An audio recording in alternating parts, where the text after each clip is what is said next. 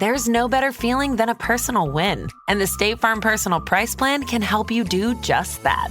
Talk to a State Farm agent today to learn how you can bundle and save with the Personal Price Plan. Like a good neighbor, State Farm is there. Prices are based on rating plans that vary by state. Coverage options are selected by the customer. Availability, amount of discounts and savings, and eligibility vary by state. When it comes to towing, seeing is believing. That's why Chevy Truck's advanced camera technology offers up to 8 available cameras for 14 unique views, so you can focus on the view that really matters. Chevrolet, together let's drive. Learn more about Chevy Trucks at Chevy.com. Safety or driver assistance features are no substitute for the driver's responsibility to operate the vehicle in a safe manner. Read the Vehicle Owner's Manual for important feature limitations and information. Ryan Reynolds here for, I guess, my 100th Mint commercial. No, don't. I mean, honestly, when I started this, I thought I only have to do like 4 of these. I mean, it's unlimited premium wireless for $15 a month. How are there still people paying 2 or 3 times that much? I'm sorry, I shouldn't be victim blaming here. Give it a try at mintmobile.com/save. Whenever you're ready. $45 upfront payment equivalent to $15 per month. New customers on first 3-month plan only. Taxes and fees extra. Speed slower above 40 gigabytes. See details.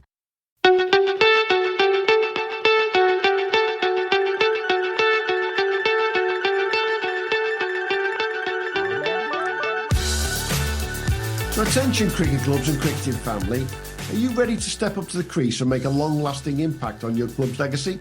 Listen up, we've got something special for you. Introducing Fund It Now, the revolutionary fundraising platform that's changing the game for cricket clubs everywhere. With Fund It Now, clubs of all sizes can create a lasting legacy by selling personalised plaques to their passionate members, supporters and cricket club family. That's right, Livo. Fund It Now has already left its mark on some of cricket's most iconic venues like Lords, the home of cricket, Somerset County Cricket Club, and with projects such as the Father Time Wall and Somerset Legends Wall. And here's the best part, Hugh. There are absolutely no upfront costs. Fundraising has never been more simple or accessible. Imagine walking around your club's ground or up to the pavilion and seeing a bespoke wall of dedication, celebrating the history of your club and supporting its future with every plaque. It's like your club's very own shrine to the sport we all love. And getting involved couldn't be easier. Simply visit Fund It Now's website at funditnow.co.uk to get started today, or drop them an email at info@funditnow.co.uk to learn more.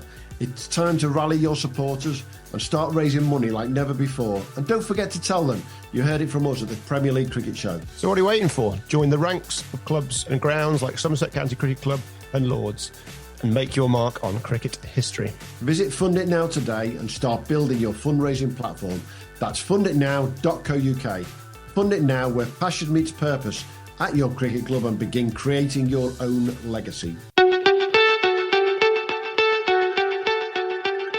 So welcome everybody to one of our Overseas at the Crease episodes, where we've been talking cricket, full stop, with the guys who have come over here, graced our Premier Leagues from overseas, whether it be South Africa, in the case of Mr. Entini we spoke to Australians, we've got New Zealander coming up, but we've got another Aussie with us now, and this Aussie's done all right, I think, Hugh, this year. I don't think anyone's going to be complaining about how he's got on, has he, really? I mean, second in the country for Premier League run scorers with 1 week to go. He's got 1,194 runs, and we'll talk about bowling as well later. He's got 1,697 runs throughout the season in all games. I think it's fair to say the Clifton Lions chairman will be quite happy with the investment that he's put into this pro this year. So joining us today is Mr. Bryn Llewellyn. How are you doing, mate? Very well, thanks for having me. Awesome to be here.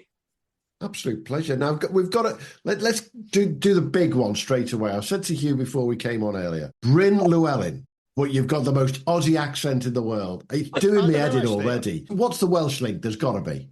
So it's basically like my grandfather's dad and grandparents were from Wales, and then they headed over to Australia. And my parents just wanted to keep the tradition going, basically, and hence the name Bryn. So basically my parents, when they were naming us, wanted to have a little bit of that Welsh heritage brought in. Myself, my parents, my grandparents, all true blood Australians, but just wanted to keep that sort of Welsh sort of heritage going to the Bryn. So no one thought I was an overseas to start with, which is quite funny. Then they heard me speak, and like you said, that they quickly realised that I wasn't from Wales. Very good. And to rub it in, we've been talking off there. You're a massive petrol head and big Holden man as well. So you couldn't basically fit the Aussie stereotype anymore. No, exactly right. I think if you were wearing a singlet now and holding a stubby, you'd be 4X can stubby, I would say, yeah.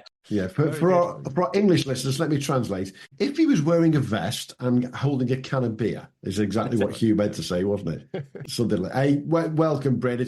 You're not wearing a vest or a singlet or whatever you want, because you're in the middle of bloody York and it ain't that warm today, is it? No, it's a bit cold, and been talking with my parents back home, and our winter's been warmer than your summer. So it's been taking a little bit of getting used to, and sort of not prepared to go back to 35-degree heat in a few weeks. So that's for sure. Yeah. I spent a bit of time over in Brisbane, and I reckon that's the hottest I've ever been. So I can't imagine what playing cricket is like over there. I mean, I mean, Brisbane's not covered in beaches, is it? But you can go and get eaten by a shark off Stradbroke Island or whatever. But it's just, what is it that makes people want to run around doing a hot, sweaty sport in Queensland? It's just, we all want to play cricket. We're all diehard cricket fans, just like anyone else. You know, we watch it on TV and we just want to replicate that, really. The heat does become a bit of an issue sometimes, but it helps, especially where I've always grown up playing with a good bunch of people that you want to rock up on a Saturday and play with and then enjoy your time after the game. So definitely a beer or a water goes down very well after a game, that's for sure, especially in the heat. Like here we wear long sleeve shirts to stay warm. Back home it's to not get sunburnt. And how does it compare? How do the leagues compare? Obviously, you know, first grade throughout Australia, you've got these different sort of Premier cricket setups, which are the 2-day cricket mostly. Yeah. Compared to the UK, how does it? What are the differences? It took a little bit of getting adjusted to the format of the white clothing, red ball, 50 over cricket, compared to back home we play T20 and 50 over cricket, white ball, coloured clothing. And then obviously... Like the rest of the world, funnily enough. Yeah, pretty much like everyone else in the rest of the world. It was a little bit of a shock to see sort of how, not behind, but just sort of how behind with... Traditional. Yeah, traditional cricket. It's also been, once I've got used to it, it has been really cool to sort of play old school traditional cricket here as well. Obviously then we go into our 2-day block for the rest of which is over 2 weekends, which no one seems to understand how we can play cricket over 2 weekends here. So I've had that conversation quite a few times. But no, it's been really, really good. Obviously back home there's less teams, so the better players play in less teams. So the quality is a bit better, but you still got absolutely quality players every week in, week out here. So it's been an awesome challenge. I've learned a lot about myself and my game and having to step up in moments and stuff like that. It's been awesome so far, to be fair. It's been a great learning experience, which is exactly what I wanted to get from this was that. And I think what's intriguing for us, I mean, we've been following what you've been doing through the season. Once we worked out you were bloody overseas, but that's a different match altogether. Just play cricket doesn't make it easy for anyone in the slightest. No. But what's really fascinating is the top 2 run scorers in the entire country are in the same league. Considering we talk about these hard pitches down in Surrey or Essex or in Sussex where the weather's supposedly far much better than us lot up north, and especially where you are. But you and Alec Drury are considerably ahead of everybody else as well. What's happening on the pitches up there for you that's been able to score all those runs?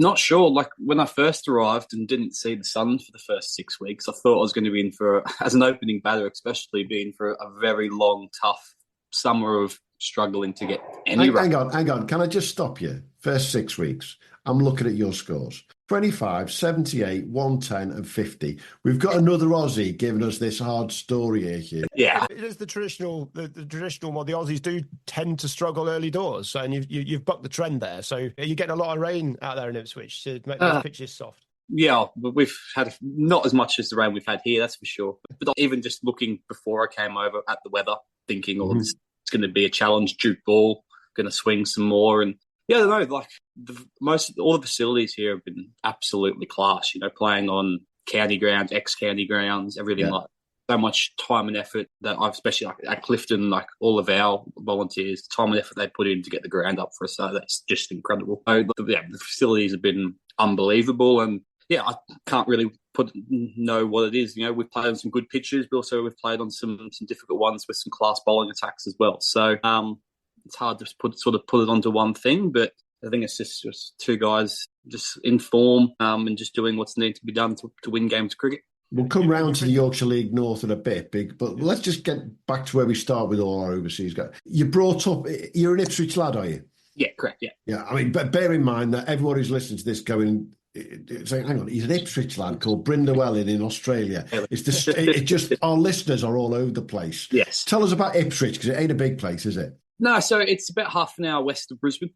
So a little bit warmer, which is always fun. So warmer than Ipswich in Suffolk, you really? Yeah, just a little bit, I think. Yeah. So born and bred out there. Family run a family car dealership out there. So yeah, spent my whole life in Ipswich. Mm-hmm. And then just as I was sort of coming up the juniors, some people decided to start their own Ipswich Premier grade team. Okay. Sort of just starting to be sort of transitioned from Beenleigh, which is a bit more west Ipswich. So it was awesome when I was growing up. I had a Premier League team in my hometown to play for. Mm-hmm. So ever since I was young, that was what I wanted to do. Was my first step was to make my local Premier League side and go from there. So we play literally next to the big Air Force base as well, which is cool to see some of the Jets land, but when the wind is blowing off the hot tarmac, it can be for an unpleasant fielding day, that's for sure. Does it have a feel of Penrith, sort of Sydney side? That's got that sort of hot, sort of feel, tough place to go and play. Place to visit. Not many people like coming out to Ipswich to play, especially if it's around Christmas when it's 36, 37 degrees with a bit of wind. Mm-hmm. It's a very warm, hot place to play cricket, that's for sure. I mean, you've had a couple of really successful seasons here telling us. It's quite hard to get the stats and the numbers from Play HQ. It's a bit of a struggle, but did you finish top of the ladder this year? And then the top two go through to the grand final, and the grand final's the sort of the big. Yeah, so it's sort of for the 2-day stuff. Top four make finals. Top two host a final. If they win or draw, they go through. So we've been quite strong in the last sort of 5 years. We've made 3 of the last 5 grand finals, 4 of the last 5 semis. Haven't been able to have that breakthrough yet. So that's one thing that we are sort of desperate to do, but we were able to clinch the B20 comp last year, mm-hmm. which was the club's first major trophy. So that was an awesome experience, not only for myself and the team, but also the whole club as well. Fantastic. Yeah. The one thing that caught my eye, just having a nose around Queensland cricket, the KFC T20 Max comp. Yes. Now, this is a really interesting one to me. It's like a hybrid amateur professional comp. Is that? Yeah. So right? A couple of years ago, the T20 comp was sort of played just between before and after Christmas and New Year's. It was sort of played during the Big Bash, so none of the top players could play. And even if you did well in that, it was too late to sort of have an opportunity to play at the next level. Credit to Queensland Cricket, Queensland Premier Cricket, they sat down and said, well, how do we turn our T20 comp into something that's a proper pathway system? And they thought, well, let's do it at the start of the season, because thankfully in Queensland with the heat, we can get our wickets up a little bit earlier than everywhere else. So we can still play on pretty good wickets. And then they said, well, we got this competition, let's make it and then Brisbane Heat was really good, got involved and said, well, the top performers from that will give 2 slots to our extended squad to train. So then Queensland Cricket said, well, you'll add 4 overseas or interstate players to bring the standard up to a near first class hybrid, as you said, levels. It's been up, and then all of the Queensland state players, so your Marnuses, your Kawajas, your Michael Nessers come back play as well. Some teams you rock up and there's 9, 10 first class players playing, which can be a bit daunting, but then it's also an awesome opportunity to play against some of the best cricketers in Queensland, Australia, and in cases of like Marnus and Usman in the world. So it has been a bit of a challenge sometimes, but it's awesome. Awesome opportunity to showcase your skills, and we get to play under lights, full live streams with commentators, and we've had some serious crowds in the finals and stuff like that as well. Yeah, I mean, people are paying to come and watch. No, so it's all free entry and stuff, because it is still local. They want local grade cricket. But our final last year, the Brisbane Heat hosted a big have fun day before, so there were hundreds of kids coming down to play backyard cricket with all their heroes, and then we're encouraged to stay and watch the likes of Joe Burns, Josh Brown, sort of go at it on the big stage as well. You mentioned Josh Brown there. I mean, he's a name that just jumped out of it. I mean, I assume he's been the poster boy for that process. Josh Brown and Spencer Johnson was the other one. So those two were the two that got the Heat deals, and one's played for Australia and the other one's probably not far off. So it sort of just was the perfect sort of coming together of everything that these two players not only have done well for state, but they're also pushing international duties as well. And that's a perfect link. I mean, Josh, just for those that don't know, Josh Brown, haven't been following the Big Bash. Josh Brown, I think, was it his first innings did he hit 50 odd off not many, and his second innings, was it 147 off 60 balls or something stupid like that? So, yeah, he's had a few. Then, the semi-final last year, he got 150 off 60 balls, which I know firsthand how he does that, because I wasn't playing, I was injured, but watched him in the KFC Big Bash 2 years ago. He got 150 off about 48 balls against us. So, yeah, wasn't a pleasant night for sure. He just stands so still. He's completely still and nothing moves, and then his bat just whoosh. Yeah, funny thing is he's also a bat maker as well, so he makes all his own bat. So I reckon he keeps the best ones for himself, that's for sure. Yeah. That's what it's all about. It's a bit, we've spent a lot of time here, and trying to talk about the links between UK Premier League cricket, state, county cricket, and the in-betweens, and there's people sort of working to bridge that gap.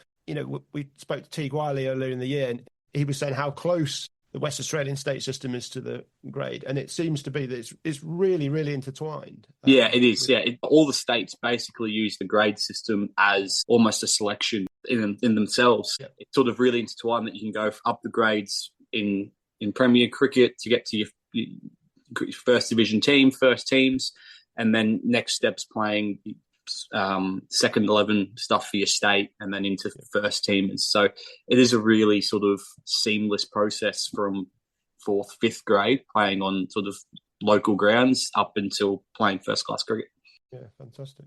And is that something you've seen, therefore, with the Yorkshire competition that you've been playing in, where you've gone, hang on a minute, there's lads in here who they should be, but the gap's not too big, because they should be playing second team or first 11 cricket. You've got the likes of Noah Kelly over at Driffield, who's been playing Yorkshire twos, and he's 18. You've got some really top quality players. Is there sort of the synergy between the setups slightly discombobulated for you, shall we say? I think it's hard because there's 4 Premier competitions in North Yorkshire, so you've got 4 different Premier Leagues compared to just one for each state back home. So obviously it is if your state decides to look at one competition compared to looking at 4 competitions, looking at 48, 50 teams in that case compared to just 10 or 12. So obviously that's going to make a little bit of a difference there as well. But, I've had the opportunity to sort of just go and watch a few of those. York had a great win in their twos down Clifton Park the other day. Got to sort of experience that. So look, it is made a little bit harder by how many teams and counties there are. Like, you just look at how many major counties there are here, and even minor counties, which I luckily enough got to play for one, which was an awesome experience to sort of experience that as well. But obviously, it can be hard when you've got so many different avenues looking at to make that gap seem a little bit wider, just because there's 48 teams. So one of my bees in my bonnet is there's too many ECB Premier Leagues. There's 32 around the country. Yeah. What you've just said sums it up. If those 4 Yorkshire leagues happen to be one, shall we call it, regional league, you think that strength would be even greater, and it would be more 100%. Equivalent to what happens out in Australia? Yeah, exactly. I think if they're all, obviously don't want to bag all of their systems and stuff like that, but if in celebrating at the moment, absolutely. I've been going on about it forever because it just doesn't. Yeah, your best players are playing in one competition against each other. So if someone gets 100 or takes 5 for, which it still happens now, it's against good quality, but it's the best in the region. And we've got a great example of the, how should we call it, the daftness of some of our leagues. We've had a great example of it just today. So we're talking to you, who play for Clifton Alliance in the Yorkshire North League. Who did you play last weekend? Who did we play? A mental blank. Castleford. God, that's really bad. Yeah. Castleford. And yet we've already recorded today with a gentleman who plays for Townville in the Bradford League. Where is Townville? Yeah. Castleford. You look at these things and go... I think it's further east than Castleford, actually, isn't it? Yeah. But come on now, we're talking 15 minutes. They've got to pass each other to go each direction. Yeah. And it just makes I'm not saying a mockery, because the ECB Premier Leagues, the quality is really good and there's some really bloody good cricket out there. But the system's so different, and so it makes it very difficult to find that who is the best league, who is the best performer around the leagues, just simply based upon most runs, most wickets, doesn't it? Yeah, it does. It just makes it that little bit harder. But obviously, you have a look at the players coming through. You just said like Noah Kelly and stuff like that. They've obviously got a serious talent pool coming through. But yeah, there might be ways to make it a bit easier. Oh, such a clutch off-season pickup, Dave. I was worried we'd bring back the same team. I meant those blackout motorized shades. Blinds.com made it crazy affordable to replace our old blinds. Hard to install? No, it's easy. I installed these and then got some for my mom. She talked to a design consultant for free and scheduled a professional measure and install. Hall of Fame son. They're the #1 online retailer of custom window coverings in the world. Blinds.com is the GOAT. Shop Blinds.com's primetime kickoff event. Save up to 50% off select styles, plus doorbusters. Rules and restrictions may apply. This episode is brought to you by State Farm. You might say all kinds of stuff when things go wrong, but these are the words you really need to remember. Like a good neighbor, State Farm is there. They've got options to fit your unique insurance needs, meaning you can talk to your agent to choose the coverage you need, have coverage options to protect the things you value most, file a claim right on the State Farm mobile app, and even reach a real person when you need to talk to someone. Like a good neighbor, State Farm is there. Just moving back, what was the sort of motivation for coming over this season? You know, I mean, I don't know how old you are. Dare I ask the question? 24, so had to wait. He's way too old to be coming over. Well, I was the rules sort of forced that. So there's that rule where, because I played junior state cricket and stuff, passed as a professional cricketer, but I didn't have enough first-class games. You're in between, aren't you? You're sort of stuck in between of being not good enough to get your first-class games to come over as a first-class player, but a little bit too good to come over as just a casual cricketer. So I had to sort of wait 4 years from my last professional game, even though it's junior cricket. So I've been wanting to come over since I was 18, but just didn't. Right. I just couldn't. So and didn't want to risk a club coming over and then them finding out that I'm already here, that I'm not supposed to be here and things like that. It's been in the news this week, actually, if you've seen that. The exact reason. So, you've been very sensible. Yeah, so I just wanted to, didn't want to put on myself or the club to have to be in that situation. So I've wanted to come over for years. The biggest motivation that helped, that got me here, was an ex-overseas pro, Dan Wilson, for York Cricket Club. Came over 5 or 6 years, did really, really well. Opened the batting with him back at Ipswich and played all my first grade career with him, and been a big mentor for me, and said I was interested. And he's like, I know the place, I'm going to send you straight into York. So obviously couldn't go to York Cricket Club because obviously Brendan Shaper's there. Been there for years. Jumped the fence to Clifton Alliance, and the rest is history. And it's gone all right to say that. I'd say, I mean, it's really interesting now, because one of the things we've asked a number of our overseas guys, and again, another bee in my bonnet and Hugh's bonnet, you've scored a few runs, you've taken a few wickets this year. Have you had a phone call from anybody at the first-class counties to say, come and have a net with us? No, not yet. So did get the opportunity. That was purely because one of our players plays for Cheshire. Minor counties allowed a few players to come in. So I actually played the Showcase one-day cup games against Derbyshire. So I actually played with Noah Kelly. And you beat Derbyshire? Yeah. I'm thinking, off the top of my head, you got 91? Yeah, so it was nice to get some runs against major counties and be the only minor county to get the win on that day. It was an awesome experience. And you still didn't get a phone call afterwards? Not yet. And you can see where Hugh's questioning about the grade system and the links between Queensland and that's where we come from. We want the best for English cricket, full stop in the story. We want the best for Premier League cricket. I'm sat here right now talking to you while I'm watching the NCCA Championship final live on my stream. We want those links all the way through, but there's just something disjointed that's not allowing it to happen, isn't there? Yeah. I mean, the one thing in Australia's favour is that they have a lot fewer teams. We've got 18 first-class counties or whatever. The state systems are much more concentrated. I think actually maybe it goes the other way. You've got someone like yourself, Josh Brown. You know, you'd be a professional cricketer over here, I think, with the talent that you've displayed. I would assume. I feel for wicketkeepers, state wicketkeepers. I mean, I've always had that, I think the Aussies had a period after Gilchrist, Brad Haddon and things like that.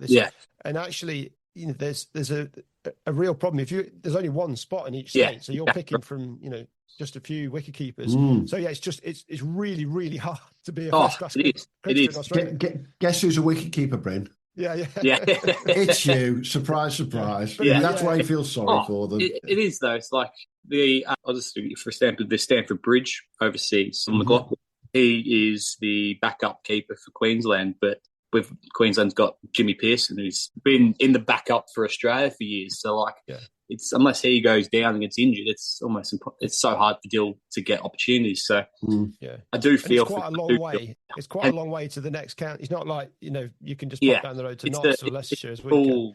It's not like as I said, it's the move down to the next county, which is an hour, if that sort of thing.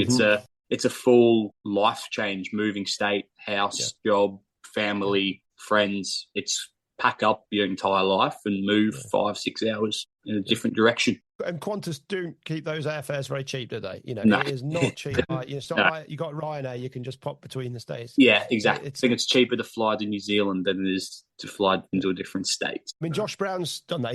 I saw he signed for Melbourne Renegades for the Big Bash. He's got a 2-year contract there. It does happen, but obviously it's such a huge life change. But if it gives you opportunity to play cricket professionally, I don't see how many people would sort of have an issue with moving if you get to play the sport that we love professionally. So. Is it something on your radar? Are you sort of, is that somewhere you'd like to go?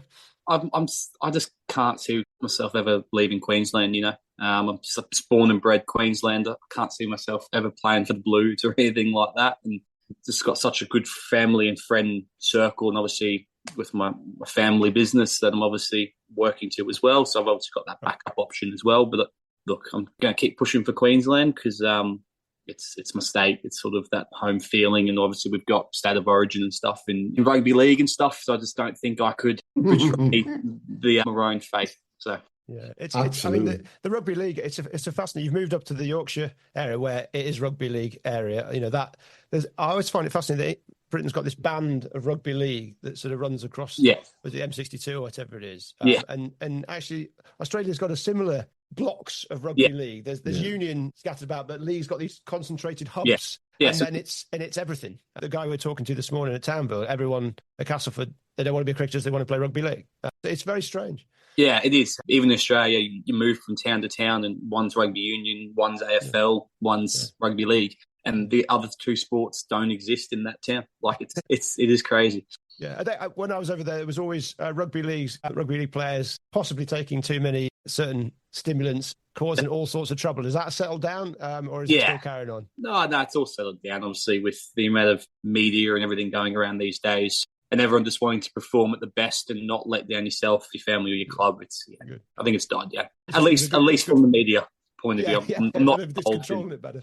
I'm not. There's always a news story over there. But. So you've been over here since April now, Bryn, and I know we exchanged messages over the last couple of weeks to sort this recording out. But you're unfortunately going to be going back, and if Clifton manage to win the title, you're going to miss the White Rose Trophy matches, aren't you? Yeah, it is unfortunate. Ipswich have we've already finished our T20, the T20 Max. That's already finished now. So I see you've had a certain Jake Lehman playing for you. Yes, so it's the second time he's come up for us. Amazing guy, such a down to earth, loves coming up and helping us, and to learn, all of our young guys learn so much off him. His vast knowledge of the game. He's captained his state, been around for so long. He's been an awesome. Even just chatting to the guys back home, the amount of knowledge I've learnt off him has been unbelievable. And that T20 is now finished, as you say, and you just you've got one more game left more games for Clifton, then back to Oz, and it's straight into first grade cricket. Yeah, so we're straight into the second half of the 50 over stuff. Depends how fast all my gear gets posted back, whether if I play on the Saturday I get back, or I give myself at least 1 week break, and then end of September is straight through to March is 2-day cricket.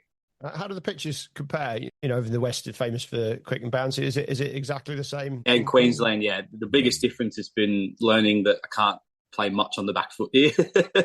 Everything is off the front foot. So just the bounce and the pace off the wickets is just so different. So took, even though I got some runs early, was a bit of an adjustment period for that. And I think it'd be a big shock when I go back home. So I might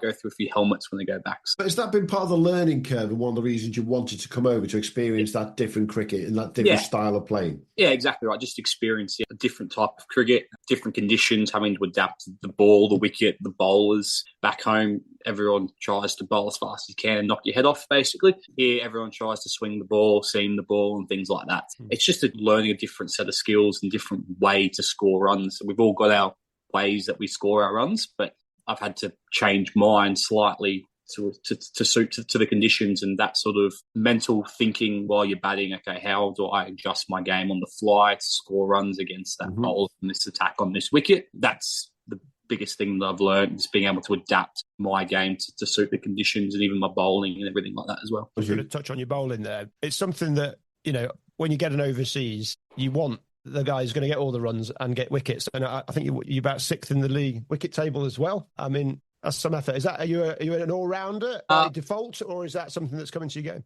It's something that came into my game sort of. I used to be bowling left-arm seamer when I was 15 growing up, and then trying to knock people's head off. Yeah, trying to knock people's head off, and just I'm not very tall, so it didn't work. And usually just kept getting hit out of the parks. Just completely stopped bowling for a couple of years, and then sort of was like, well, I need to bring something. You need to be good at 3 facets to make it the next level. So just started bowling left arm off spin casually. And then hang on. Did you hear that, Hugh? Left arm spin. We're getting bored of overseas left arm spin. To be fair, you're an Aussie and not a Sri Lankan or a Pakistani or an Indian who's come over. The amount of left arm spinners who come to this country and do well. Is that the cheat code you're taking back to Ipswich and saying to any of the lads who can bowl left arm spin, you'll make money in England? Well, every lad who can bowl right arm spin, just start bowling left arm. Just change the left arm. No, I think it's Steve, our coach, the second I told him about opened the batting a bad left arm spin, I think he was already signing the paperwork and sending it over to me as soon as I said that. So yeah, they absolutely love their left armers over here. I don't know what is so different to it, but batters seem to just get out. is it not as prevalent in Queensland Premier Cricket? No. So obviously, like I've had the opportunity to play against Matt Kuhneman, who's played Test cricket in India. Very, very good left arm spinner. So I obviously learn a little bit off him, but not really. Obviously, every team's got a pretty good spinner because the wickets are usually a bit flat. You need a good spinner to hold an end, especially for 96 overs in a day. Yeah. So you do play some good spinners, but it's not like here you come up against 4-5 spinners in one team where that's just not. You might have 1 or 2 spinners, an all-rounder, and then the opening batter might think he's a spinner at the end of the day. So yeah. Amazing how it changes, isn't it? That challenge that you've come up against, let's have a look at it. What have been the biggest challenges? Don't say the weather. What have been the biggest challenges that you've found playing in the Yorkshire North? To be fair, you guys have had a decent run weather-wise compared to 1 or 2 parts of the country, but what have been the biggest challenges for you coming over? Well, yeah, like on that, that's not the reason, but it's a proper reason that we're in the position we are, is because we've played every single game we've made. Yeah. It's amazing on a Thursday or Friday night, 8 o'clock at night, there's 8 first graders down trying to help get the covers on because it's supposed to rain during the night, and then in the morning before games, everyone's down early. So I think, hats off to once again all of our volunteers and even our players for stepping in and making sure that we've been able to play every other game where other teams missed 3-4 games. And York are in 3rd place and have missed 4 games. Yeah, exactly. That's been one of our biggest strengths, is just making sure that, and we haven't played in unsafe conditions, it's just been guys getting down, making sure we do all the work early so that on Saturday there's no issues, we can play. So, but the biggest challenges have been on cricket is just the lack of pace on the ball. Lack of pace. Trying to have to go from just using all the pace to generating all that pace, and that's from just the medium pacer that's swinging it, or 4 or 5 spinners. Now, that's interesting you say that, because when we spoke to Teague Wiley, he was our very first guest on Overseas at the Crease. He said something very similar, but he's used that as an opportunity to work his way towards playing a lot more T20. He's been back in Darwin for the, what's it called again? The top end. Top end T20. That's right. Yeah. Is that something that you think you can take back yourself, having to put that effort into hitting the ball? Yeah. Definitely. I've always been sort of preferring the longer formats because I haven't been the biggest person. So to learn to generate the pace here has been some good skills to learn. Definitely, I'll be taking that back home to add into my armoury next time I'm at the Crease back home. And will you get to play some T20 during your summer, obviously, now? Because obviously the main competition's coming to an end right now, isn't it, I think? But... Yes, finals are this weekend. Maybe not, but we'll still do some training. We might do some inter-club stuff to keep that rolling. And who knows, there's always second 11 opportunities and things like that. So if I do get on a bit of a roll, there's always opportunities for that Queensland put up, play some different cricket. So who knows where the future holds. So just got to keep scoring runs, keep taking wickets. What's the setup look like at a Queensland grade club? I feel like they're much bigger operations and outfits than because the traditional English club. Yeah, they are. Just because there's no relegation promotion, the same team will have the same team in first team, second team, third team, and sometimes down to 5, 6, 7, 8th grade. So obviously one club, 6, 7, 8 teams plus juniors plus women's. So there's some clubs out there with like 15 teams that they have to build. Obviously a lot bigger than here, where some teams only have 1 or 2 teams, maybe a third playing in different divisions. So more coaching staff, more players, things like that. It's funding coming from Queensland Cricket, or is it mostly self-funding? Yeah, it's a lot of self-funding, obviously sponsors. So that's why obviously our business wants to support the club. A lot of the guys' businesses that they work at come back and support the club a bit. I don't know too much about the financing behind the things, but obviously player fees, sponsors, I think there would be some support from Queensland Cricket. That's sort of just assuming. So, a lot of external funding comes into running that. Yeah, I mean, and then the coaching staff, have you got, do you have full-time paid coaching staff? Yeah, we do. So obviously it's not like a full-time training. We all most of us have full-time jobs outside of it. Mm-hmm. But then, Tuesdays, Thursdays, maybe another day during the week, plus then the Saturday, Sundays, we've got full-time coaches there helping out. So, and that varies from club to club. Some might have 2 first-team coaches and some lower teams. Some might have 1. It's, varies on club to club. I mean, my club's no Premier League side at the moment, but it's nets, particularly with the weather, nets tend to disintegrate gradually through the season. The winter ones are a bit better, but I just get this feeling that the training nights are much more substantial, shall we say, possibly what's happening over here. Just due to people's work and other things. Yeah, exactly. And that's probably the second thing they've struggled with is the training differences, going from having a full-on proper structured 2.5 hour session twice a week that starts with warm-up, fielding, net scenarios. You can go and do your own sort of stuff here. If it's been a bit wet, we might only have 2 cages, like so 2 turf wickets, and that's all you get. So then you've got to get 2 teams, 3 teams through that.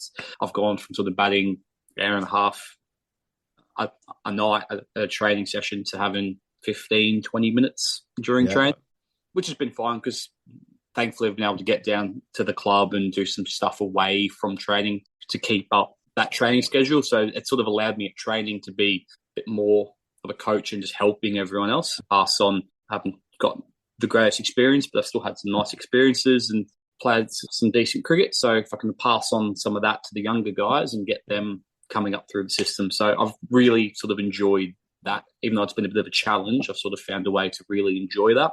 And sort of at training, bring some fielding drills, some net scenarios and stuff like that, just to help those players a bit more.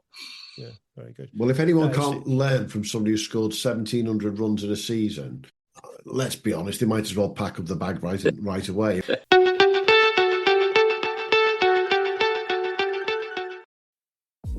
Achieve clean, healthy-looking skin with Youth to the People. The 20-time award-winning superfood cleanser gently deep cleanses and removes makeup and SPF in 30 seconds. For skin that's hydrated, balanced, and soothed, never stripped. It's the green juice cleanse for your face, formulated with good-for-you antioxidants like kale, spinach, and multivitamins to respect your barrier. No disruption. Find out why one cleanser is sold every minute in the U.S. Shop now at Sephora. Get softer, smoother, and more even-toned skin after just one use with the new Gentle Exfoliating line from Cetaphil. Formulated with a unique triple acid blend that promotes surface skin cell renewal, these gentle chemical exfoliators remove dead skin cells and refine skin's texture while hydrating, resulting in softer, smoother, more even-looking skin. Shop the new Cetaphil Gentle Exfoliating line in the face and body aisles at your local Target store or online at Cetaphil.com. What have you seen in the youngsters at Clifton Alliance in particular coming through where you've thought, do you know what, there's one or two there that we could keep an eye on? Any names that you want to throw out there for the young lads? Well, one is probably Joe Thompson, our wicketkeeper, playing Yorkshire second teams. Just won the Yorkshire Academy one-day cup final, played the Super Forwards as well and scored some runs in that. So he's one that's going to be just watching him bat, the time he's got at the and his glove work is just exceptional. It's just great that even when I'm bowling, I just know I've got a really good gloveman behind. Just gives everyone so much confidence. And he's such a nice young fella as well. So he'd be one. And then there's sort of two young fellas that have just sort of made Yorkshire 16s, Josh Tyne and George Breheny. So I've done a lot of work with them. They just want to learn. They're just so receptive to feedback, almost too much. But it's been awesome. Like, obviously, they've been on school holidays for most of the season, so they're always able to get down early to training, and they just want to just keep asking questions, which is the best thing you can ask. So, yeah, that's probably the first team experience with the youngsters. We've got such a young side. I'm 24 and I'm fourth oldest in the team. So we've got such a young team, which is awesome. If we can. And have you been telling the youngsters to do the opposite to what you do and get them over to Australia and have a winter? Yeah. To be fair, a lot of them want to do that, but yeah, and just sort of them asking questions. So yeah, as I said, yeah, you could do the opposite, get over to Australia, experience, learn, and just, yeah, it's such an easy way to play good cricket and expand your own game. So yeah, they've been asking questions about it. I've been telling them yes. I don't think even chatting with Noah Kelly, he's heading over. So he's down to Melbourne to play. So yeah, it's definitely something I've been recommending to them. You mentioned George Breheny there as a nice scorecard. I'm just looking at it here from August. You've got 100 off 108 balls. He's your opening partner. He's hit 22 off 73. Next season, that 22 off 73 is going to become 50 off 73, 60 off 73. And then, you know what I mean? And it's that. And just by rubbing shoulders with you through the year, watching how you've gone about things, that he's going to take a huge amount from that. And it's just great being 16, is he? 16? Oh, he's 16. Yeah. So it's just great being out there with him. And even though he's not getting the run of balls like I am, we're none down. We're none down 25 over mark, and we're 110 at the halfway point, which just allows the rest of our batting just to play with absolute freedom. So sometimes he's been, and as you put so much pressure on yourself as a young kid to wanting to score more. Yeah, next he's just being out there, being able to talk through his innings with him, and just get into him that we're batting as a partnership together. So it's two of us. So yes, you're only 20 or 30, but we're none for 90 off 20 overs. So there's nothing to worry about. We can make that up at the end, and we've done that time and time again. That's sort of a bit our plan, consolidate, build that platform at the start, and then let our big hitters at the end just come in and have all the fun and just close the eyes and swing for the trees, basically. Yeah. I think was it the South Wales League didn't allow overseas pros, and this is with Brad we were talking to in the winter. I think they've allowed them this year, isn't it? But it's from next season, I think it is. Yeah, it's just it brings so much to everybody. It just works both ways. People whining about Steve Smith coming over a few years back, or was it last year, playing a few games of cricket? But I mean, why wouldn't you let one of the world's greatest batsmen come and play at Sussex for a few weeks? No, say what if he scores some runs, or he's going to do so much for those people around him. They're just going to be able to pick his brain for. Exactly right. And that's what I sort of wanted to do. I didn't want just my sort of impact to be only on the cricket field. Obviously that's helped and it does help, but I wanted to make just as much, if not more, of an impact off the field around the club. Yeah. So getting down, just helping the juniors, sitting around talking. Some Sundays, if I've got nothing to do, I'll go and watch the fourth team, and just trying as much as I can just to be around the club and help as many people at the club, just because that my runs this year helped the club this year. But if my impact off the field with helping kids get better and things like that, that helps the club for years and years to come. So I've tried to do more off the field than I have on the field. So let's get down to, towards the end of the recording with the most important questions. You're going into the last 2 games. It's tight. Clifton Alliance, 10 points ahead of Castleford. Are you going to take the boys into the White Rose Trophy by winning the title in the first place? Yeah, that's my plan, especially on the weekend. Really good opportunity. Home game, my last home game playing for the season here. So I want to put in a big performance for the guys. The benefit, we've had 2 tough games lost against Harrogate at home, and then had a really good game on Saturday. Never played on the wicket like that before at Castleford. In what way? Just so unpredictable. Like the second over, there was 1 ball rolls, 1 bounce off a spinner, next one bouncing past my head. It was just an awesome game of cricket, to defend. We've sort of averaged above 220 every game, 250, cases 300.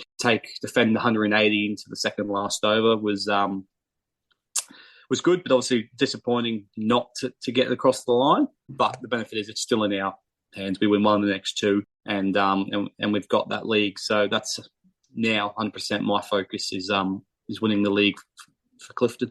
Which would be a highlight of being over here without a shadow. But besides potentially winning that, because we're talking hypotheticals there really at the moment still. 100%. What have been your highlights of being over here? Just the amount of support that Clifton get from just not even cricket fans, my parents came over for a few weeks to watch, and I was sitting down and they started talking to these people sitting next to them, and they realised they had no connection to the club. They just lived up the road, was a bit bored on a Saturday, so came down, watched the game of cricket, and they've been back every single home game for the last couple of years now. So just the amount of support and almost that family sort of ideal that everyone's such good friends. After a game, if we play away, we'll come back to the club and all the second teamers will be there, so we get to just sort of talk with them. So that's been a big highlight, and that's what's made it so easy. Cricket training's only twice a week, and then playing on Saturday, on Sundays. There's still days outside of that where there's nothing officially for me to sort of do, but just being able to be around the club and around people, always helping out whenever I need anything. So that's been the biggest thing, is how welcoming. That's the cricket. What outside of the cricket's been a highlight for you being over here in the UK? Yeah, so easy to travel. In Australia, I can drive 18 hours in Queensland and still be in Queensland. Here, had a few friends over, jumped over and went to Spain for a few days to enjoy some nice warm sun, which was good, a nice change. Scotland and other things like that. So just, being able, outside of cricket, being able to just travel around so freely. You can jump on a cheap Ryanair flight and get basically anywhere in Europe. What it costs less to me to basically, to kind of fly from Brisbane to the Gold Coast. Obvious question, they've been the highlights. What have you missed?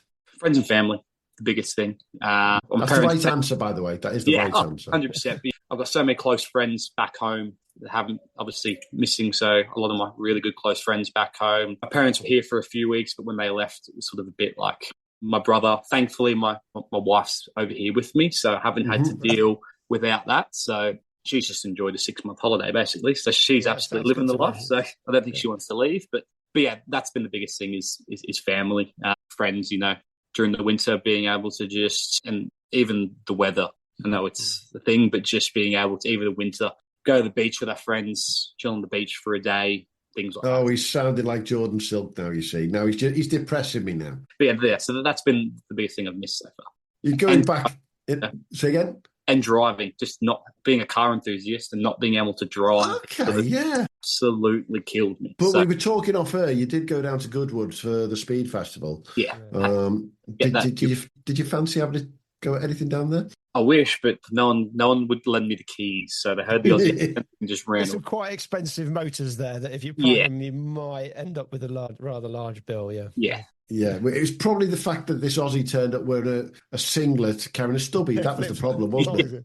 That was the biggest issue, that looked at me and went, oh dear. The obvious question at the end, you want to come back to the UK? Yes, definitely. In talks with Clifton again. And that's not obviously done well on the field, play at some awesome grounds in a really strong league. It's, as I said before, it's the social environment and just how welcoming everyone is the reason that if I do come back, I won't come anywhere else, I don't think so. There's a lesson to all the other English Premier League clubs who are listening out there. Clifton Alliance are first in the queue. Although I'm sure that if anyone looks at the tables, there might be quite a long queue there, Hugh. Yeah, well, I think virtually every single club in the country would have you, but yeah, I think Clifton need to do their best to get your sign-ups. Exactly sharpish. Right. Exactly right. So, yeah, absolutely. Hey, it's been great chatting, Bryn, and we've spoken to a number of Western Australians. A Tassie boy, he's actually not a Tassie boy, but he's part Tassie now, Mr. Sill. Yes. This is the first Queenslander, I think, isn't it, Hugh? Yeah, absolutely. Yeah, I've forgotten what did we used to get called? I can't remember what the West Australians got. I've forgotten. That's many names that probably can't. Sandgrapers, were we Sandgrapers? One of them. Yeah. I can't remember what the local term for a Queenslander is, but it wasn't very polite in Western Australia. No, I don't think I can say most of the things that each other states call each other on the podcast. So we might keep that one. Yeah. Something similar to what the Yorkies call the Lancashire lads, put it that way. Exactly right. That's the perfect answer. They've actually had a war, though, so they were allowed to. They actually had a proper fight. What do you mean we had a war? We're still at war, aren't we? Well, yeah, they probably are. Yeah, probably never. Yeah. It's never stopped. Hey, Bryn, it's been absolutely brilliant to chat. And obviously, we say this to every overseas guest. We now have another club to follow during the winter, the Ipswich Hornets. Yes. Not Ipswich Town, not that lot down in Suffolk. No. Because there's no way, my lot beat them the other week anyway. Liverpool started off well down there. But the Ipswich Hornets, who'd have thought we'd be following the Ipswich Hornets during the winter, Hugh? Well, I'd rather follow them than Ipswich Town, so let's go with that, yeah. Exactly right. Yeah. That's us just alienating the East Anglia Premier League again, unfortunately. But we keep alienating people every now and again once or twice. Thanks for your time, Bryn. Have a great winter for us, summer for you back home. And we do hope to see you back in the UK next year. Definitely. Cheers. Thank you, guys. Appreciate it. Now. Thanks for listening to the Premier League Cricket Show. If you haven't already, make sure to hit that subscribe button so you don't miss out on future episodes and stay updated on all the latest news, views and discussions from around the cricket's Premier Leagues. And be sure to follow us on X, formerly known as Twitter, and Instagram at TPL Cricket Show on both. Join the conversation, share your thoughts and connect with us and your fellow Premier League cricket fans. And hey, if you enjoyed the show, why not show us some love? Leave us a 5-star review on your favourite podcast platform, as it helps other potential listeners to find us when they're searching for cricketing podcasts. Thanks again for being part of the Premier League Cricket Show family, and until next time, have a good one.